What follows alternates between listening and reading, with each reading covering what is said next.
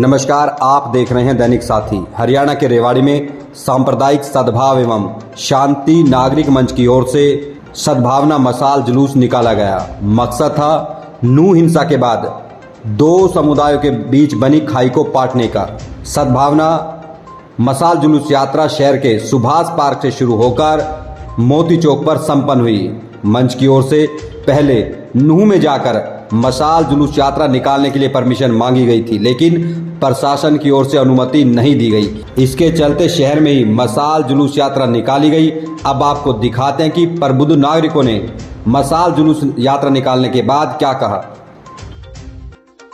आज ये सांप्रदायिकता सद्भाव शांति नागरिक मंच रेवाड़ी की तरफ से जो नूह में हिंसा हुई और उस हिंसा के बाद जो सामाजिक सद्भाव को जो खरोच लगी है, चोट लगी है, उनके घाव को भरने के लिए आज शहर के प्रबुद्ध नागरिक ये सांप्रदायिक सद्भाव मशाल जुलूस आज शहर में निकाल रहे हैं। इस मैसेज के साथ कि सांप्रदायिकता का विनाश हो और सद्भाव का विकास हो। नेताजी सुभाष चंद्र बोस जिन्होंने आज़ादी आंदोलन के अंदर जात पात धर्म संप्रदाय की तमाम दीवारों को समतल करके और हिंदुस्तान के तमाम धर्मों के लोगों को एक माला में पिरोया था। स्वामी विवेकानंद जो हिंदू धर्म के प्रोकार थे, ऐसे संत महापुरुष सूफी जिन्होंने जिस धर्म को मानते थे उन्होंने एक दूसरे धर्म का आदर किया था। आज उन देशभक्तों की, हमारे महापुरुषों की, हमारे संतों की, हमारे सूफी की, महात्माओं की जो परंपरा रही थी कि ये देश तमाम लोगों की मिट्टी से बना है, इस देश में तमाम जनता का खून है। आज कुछ विभाजनकारी ताकतें, विघटनकारी ताकतें आज अंधता और कट्टरता पैदा करके और आज लोगों के अंदर एक बंटवारा करने की कोशिश की जा रही है। पहले अंग्रेज़ ने फूट डालो राज करो की नीति चलाई थी हिंदू मुस्लिम के नाम से, और आज का शासक और शासक पार्टियाँ इस काम को कर रही हैं।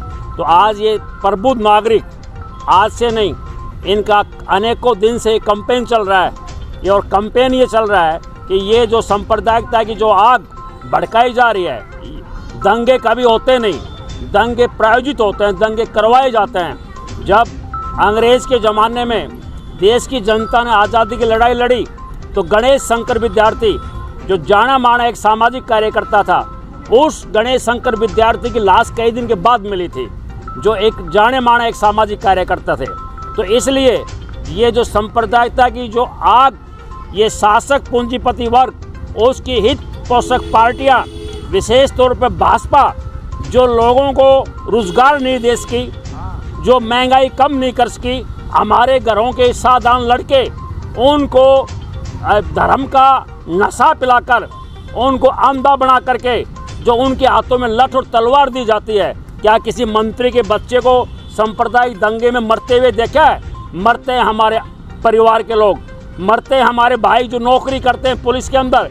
ये तमाम एक खेल चलाया जा रहा है, परंतु हरियाणा प्रदेश की जनता ने उस साजिश को समझ लिया है और पूरे प्रदेश के अंदर थू थू हो रही है। और हम सांप्रदायिक एकता, हमारा सद्भाव, हमारी भाईचारा और हमारा एकता बरकरार रहनी चाहिए।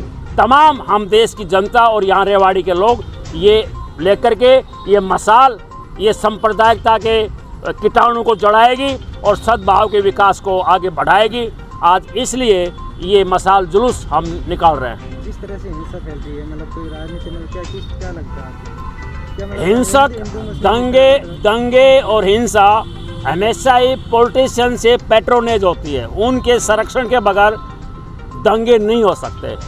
ये दंगे करवाए जाते हैं। अब चुनाव आ रहे हैं तो चुनाव के सामने उन्होंने एक चाल खेल ली कि आप उसके अंदर लोगों के बीच में एक डिवीजन पैदा करो ताकि मौलिक समस्याओं से ध्यान हट जाए और आपस में भाई भाई को लड़वा दो।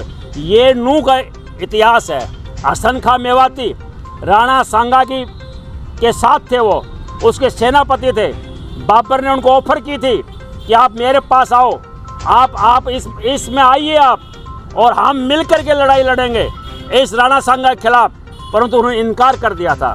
शिवाजी को जेल से निकालने वाले मुस्लिम थे। शिवाजी ने अपने हाथों से मस्जिद और मंदिर भी बनाया था, इतिहास ये कहता है। आपको जाना था, उसके लिए क्या रहा? आपको कहा कि हम जाएंगे, लोग मिलेंगे, भाईचारा। हमने वहाँ के प्रशासन को दरख्वास्त दी थी। हमने कहा था कि हम सांप्रदायिक सद्भाव के लिए और गले मिलाओ कार्यक्रम करना चाहते हैं, ताकि जो प्रशासन चाहता है कि लोग आपस में नज़दीक आएँ, तो हमने वहाँ परमिशन के लिए अप्लाई किया था एसपी को और डीसी को।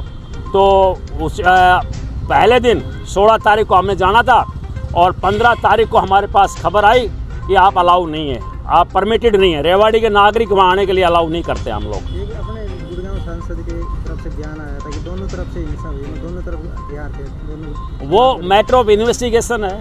हिंसा जिसने भी की हो, हिंसा है, जो भी अपराधी है, परंतु उसको सज़ा मिलनी चाहिए।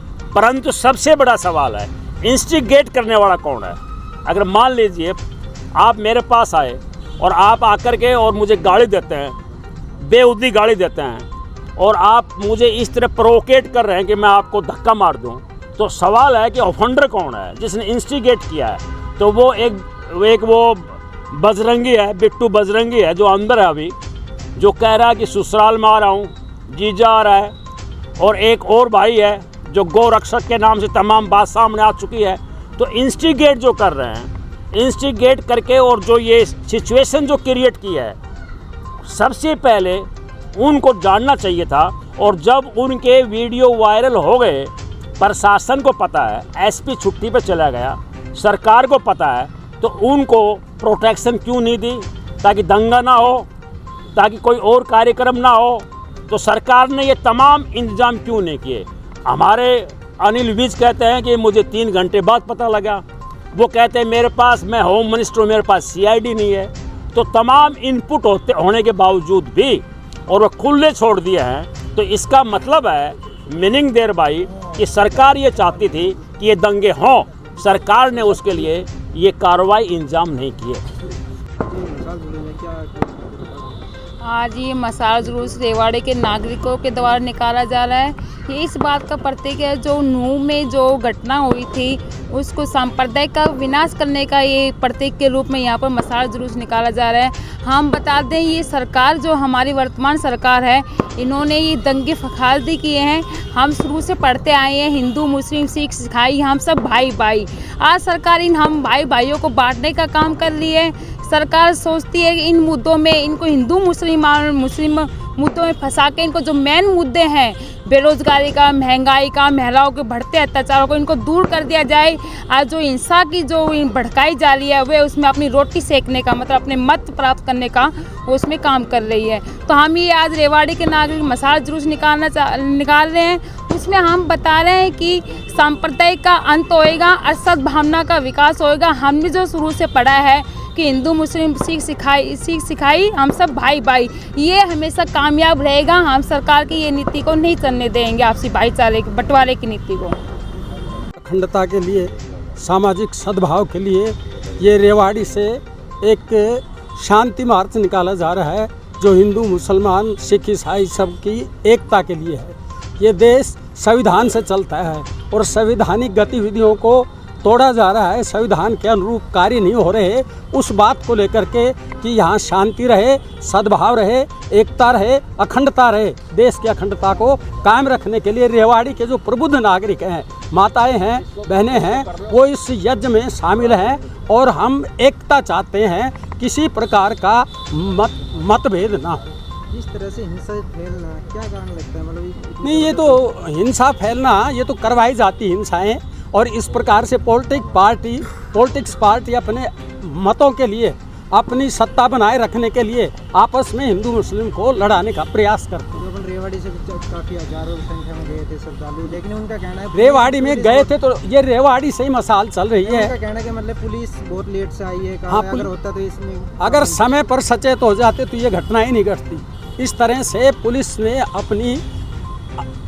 पुलिस ने अनदेखी की, पुलिस ने अपनी मुस्तैदी से काम नहीं किया, पुलिस ने जो कार्य करना चाहिए था वो नहीं किया। जब आप मेवात की गहराई से अध्ययन करते हैं तो पता चलता है कि रहीम खान जो पहले सांसद रहे और उनके एमएलए पुत्र रहे, उनसे जब मैंने पूछा उनके पुत्रों से तो उन्होंने कहा बाबूजी हम तो छिरकलोत जो है खाप के आदमी हैं और यादवों से कन्वर्ट हुए हैं। ये प्रमाणिक तथ्य दे रहा हूँ मैं आपको। रहीम खान सांसद को सब जानते हैं, उनके बच्चों को भी जानते हैं। और जो आज गुलाम नबी आज़ाद ने बात कही है, तो ये सत्ता की लोलुपता और सत्ता के अंदर जिस तरह से जहर घोलने का काम और आपसी लड़ाने का जो काम है, वो मुख्य रूप से जो सत्ता की एक हेगेमनी होती है, स्थापित राज्य को स्थापित करने की लालसा है, उसको लिया गया है। इसलिए ना ये लड़ाई हिंदू की है ना मुस्लिम की है, ये सत्ता को बरकरार रखने की लड़ाई है। इनके इन प्राकेरण लड़ा करके हम लोगों को और इस ताने बाने को एक ख़राब करने का और इस पर खून के छिट्टे लगा करके भोली भाली अज्ञान जनता है उसको गुमराह करके धर्म की चाशनी में इनको अपना जो है जलेबी उतार करके और अपना मतलब सिद्ध करना चाहते हैं। इसलिए ना हिंदू की लड़ाई, ना मुस्लिम की लड़ाई, ना मेवात की लड़ाई, ये लड़ाई है अज्ञानता, मूर्खता और इस तरह से जो अज्ञानी लोगों को गुमराह करके अपना मतलब साधने की।